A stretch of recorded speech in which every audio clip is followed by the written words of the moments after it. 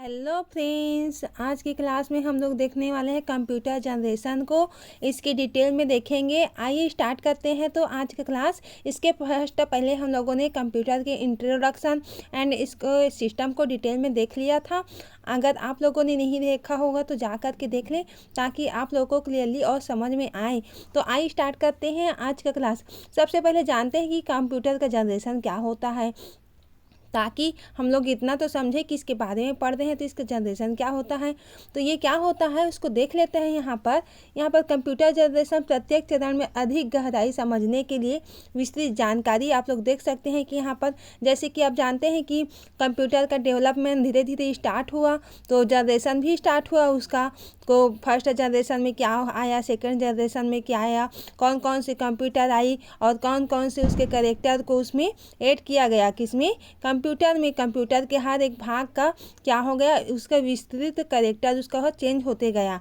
तो जितने जितने जनरेशन आया उसके हर एक जनरेशन में अलग अलग कंप्यूटर को हम लोग पढ़ने लगे, उसके कैरेक्टर को देखने में लगे।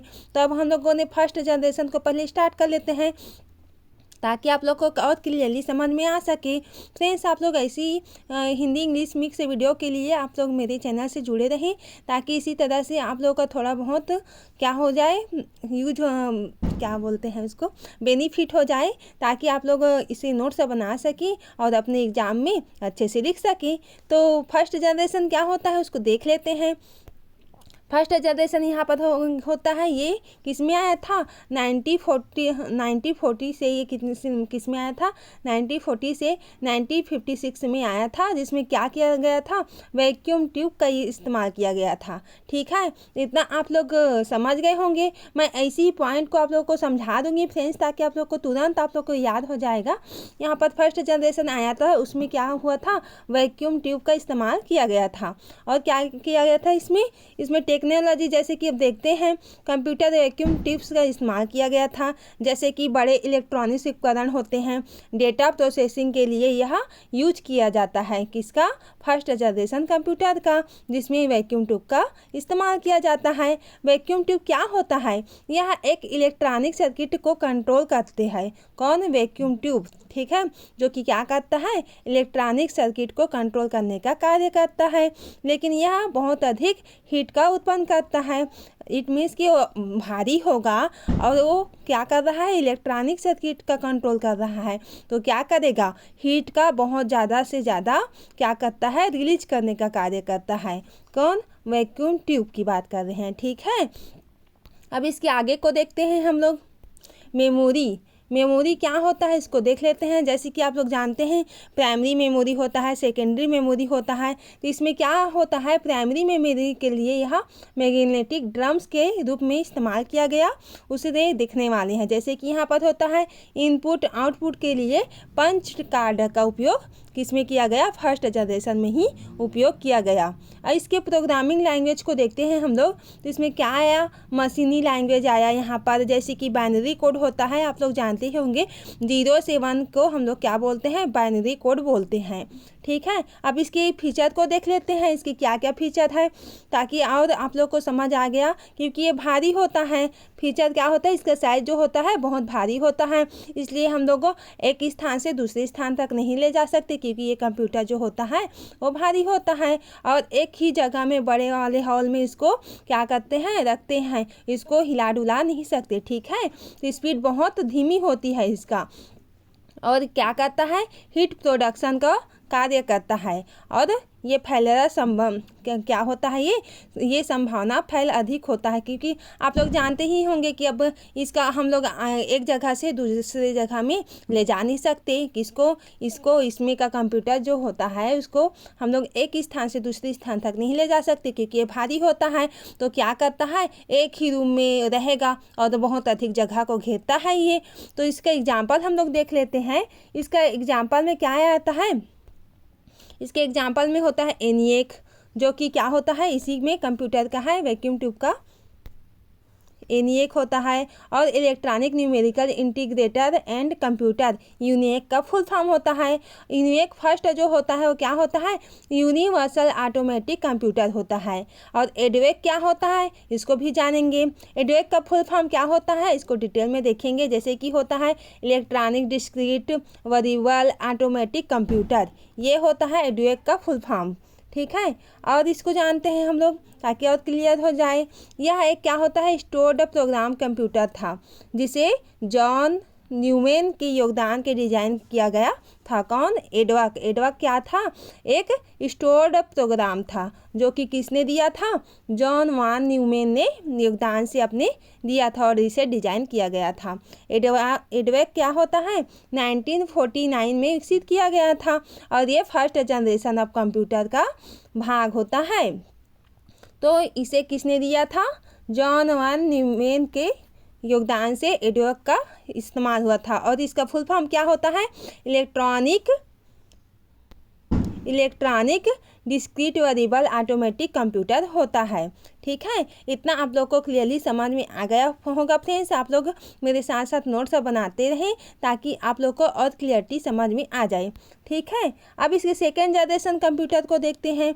सेकेंड जनरेशन कंप्यूटर क्या होता है, जो कि किस में आया था, 1956 से 1963 में आया था, जिसका क्या यूज होता है इसमें, फर्स्ट किसका यूज किया गया, ट्रांजिस्टर, इसी में उपयोग किया गया। जैसे कि उसमें वैक्यूम ट्यूब का उपयोग किया गया था, उसी प्रकार सेकेंड जनरेशन कंप्यूटर में ट्रांजिस्टर का उपयोग किया गया था। ठीक है, तो ट्रांजिस्टर क्या होता है, वैक्यूम ट्यूब की जगह में क्या आया था, यहाँ पर वैक्यूम ट्यूब की जगह में ट्रांजिस्टर का यूज किया गया। किसमें, सेकेंड जनरेशन कंप्यूटर में, जो कि क्या करता है, ट्रांजिस्टर क्या होता है, छोटे, सस्ते, अधिक विश्वसनीय माने गए, क्योंकि वैक्यूम ट्यूब होता है वो भारी होता है, और भारी होता है तो एक ही स्थान से दूसरे स्थान नहीं ले जा सकते थे हम लोग, और उससे क्या होता था, हीट का प्रोडक्शन होता था। जबकि ट्रांजिस्टर में क्या होता है, ये छोटे होता है और सस्ते होता है, इसलिए ये अधिक यूज में आने लगा। किसके कंपेयर में, वैक्यूम ट्यूब के कंपेयर में। ठीक है, तो ट्रांजिस्टर से कंप्यूटर की प्रोसेसिंग स्पीड भी बढ़ गई और साइज भी घट गया। इससे हम लोग को बेनिफिट हुआ, किससे कंपेयर में, वैक्यूम ट्यूब के कंपेयर में। तो इतना आप लोग को समझ में आ गया होगा फ्रेंड्स। अब इसकी मेमोरी को देख लेते हैं हम लोग। तो मैग्नेटिक कोर मेमोरी का उपयोग किया गया है और डेटा स्टोर करने के लिए मैग्नेटिक टेप्स और डिस्क का यूज किया गया है। अब हम लोग देखते हैं इसकी प्रोग्रामिंग लैंग्वेज को। ठीक है, तो इसका प्रोग्रामिंग लैंग्वेज क्या है, इसका फीचर क्या है, उसको देख लेते हैं। तो प्रोग्रामिंग लैंग्वेज क्या होता है, असेंबली लैंग्वेज। जैसे कि असेंबली लैंग्वेज में शब्दों का यूज किया जाता है, आप लोग जानते ही होंगे। उसमें क्या करता है, शॉर्टकट शब्द के यूज किया जाता है असेंबली लैंग्वेज में। हाई लेवल लैंग्वेज क्या होता है, जैसे कि सी प्रोग्रामिंग, और क्या होता है C++, जावा, और क्या होता है इसमें फोटान, कोबाल, इस प्रकार से ये क्या होता है, इसमें हाई लेवल लैंग्वेज होता है। और असेंबली लैंग्वेज में शॉर्टकट शब्दों का यूज किया जाता है। ठीक है, इतना आप लोग को क्लियरली समझ में आ गया होगा। अब इसके आगे के फीचर को देख लेते हैं कि जो ट्रांजिस्टर होता है वो क्या होता है, हम लोगों ने फर्स्ट ही देख लिया था कि ये साइज में बहुत छोटा होता है और पोर्टेबल होता है, इसलिए इसका स्पीड क्या होगा, माइक्रो सेकेंड की में गणना किया जाएगा। स्पीड हाई होगा इससे, किसके कंपेयर में, वैक्यूम ट्यूब के कंपेयर में इसकी स्पीड हाई होगी। आप लोग जानते ही होंगे कि जो छोटा बंदा होता है वो बहुत तेज़ी से दौड़ सकता है, जबकि बड़ा बंदा जो होता है वो बहुत धीरे, वो क्या दौड़ ही नहीं पाता है। जैसे कि वैक्यूम ट्यूब की तरह, वैक्यूम मोटा है और क्या है, ये ट्रांजिस्टर जो है वो पतला है, तो पतला लड़का क्या करेगा, बहुत अधिक तेज दौड़ेगा, तो इसकी स्पीड भी हाई होगी। जबकि वैक्यूम ट्यूब में बेचारा मोटा नाटा है तो क्या करेगा, दौड़ ही नहीं पाएगा, वो तो दौड़ ही नहीं पाएगा तो स्थायी रहेगा अपने जगह में। तो इस तरह से इसका कंपेयर हम लोगों ने देख लिया अच्छे से।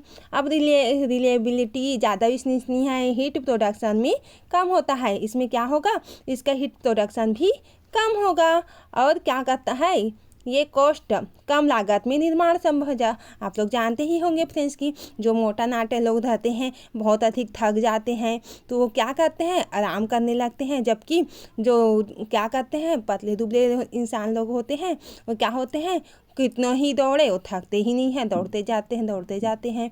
और उन लोग क्या करते हैं, मोटे नाटे लोग थोड़ा बहुत दौड़ेंगे तो थक जाएंगे बेचारे लोग। कोई ऐसा होगा फ्रेंड्स तो बुरा मत मानिएगा, मैं एग्जाम्पल के लिए ले रही हूँ, ठीक है। तो कॉस्ट क्या है, कम लागत में निर्माण संभव होता है यहाँ पर, ठीक है। इसकी एग्जाम्पल को हम लोग देख लेते हैं। इसके एग्जाम्पल में क्या आता है, एग्जाम्पल में आता है IBM आता है, और क्या आता है, IBM कौन आता है, IBM 1790 आता है, ठीक है, 1790 आता है। और यूनिक में क्या आता है, यूनिक में आता है 11,008 आता है, ठीक है। अब हम लोग देखते हैं इसके थर्ड जनरेशन को, ताकि आप लोग को और क्लियरिटी आ सके, क्योंकि मैं सब में कंपेयर करके आप लोग को बता रही हूँ फ्रेंड्स, ताकि आप लोग को इजीली समझ में आ जाए। तो थर्ड जनरेशन कब आया, 1964 से 1971 में आया, जो कि क्या आया, इसमें इंटीग्रेटेड सर्किट आया, ठीक है, जिसे शॉर्ट फॉर्म में हम लोग ICS की भी कहते हैं। फर्स्ट जनरेशन में क्या आया, वैक्यूम ट्यूब। सेकंड जनरेशन में क्या आया, ट्रांजिस्टर। अब थर्ड जनरेशन में क्या आ गया, इंटीग्रेटेड सर्किट। अब ये क्या होता है, इसको देखने वाले हैं। इंटीग्रेटेड सर्किट का आविष्कार हुआ, जिसमें छोटे ट्रांजिस्टर को एक सिलिकॉन चिप पर एक साथ जोड़ा गया, ठीक है। यहाँ पर क्या गया, ट्रांजिस्टर को लिया गया, छोटे छोटे ट्रांजिस्टर को, उसमें क्या जोड़ दिया गया, सिलिकॉन का एक चिप को जोड़ दिया गया साथ में। तो यहाँ पर क्या हुआ, यहाँ पर मिनी न्यूट्रलाइजेशन हुआ, क्या युग आया, मिनिएचराइजेशन का युग आया। सॉरी, ये थोड़ा डिफिकल्ट है इसलिए बोलने में।